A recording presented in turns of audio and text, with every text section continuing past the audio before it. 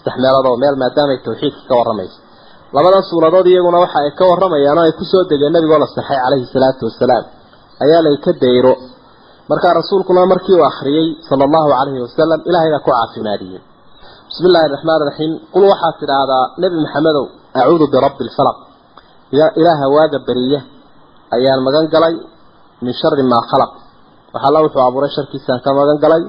wa min sharri ghasiqin idha waqab wa min sharri ghasiqin mid habeen mid dhaxkala ayaan ka magan galay idha waqaba habeenku markuu madoobaado habeenku markuu dam yiraahdo waxa la waxa soo dhaxkala baan ka magan galay ama wa min sharri ghasiqin idha waqaba habeenku kulka uu madoobaado wa min sharri nafaasat kuwa ku tuftufaya fil uqad kuntimaha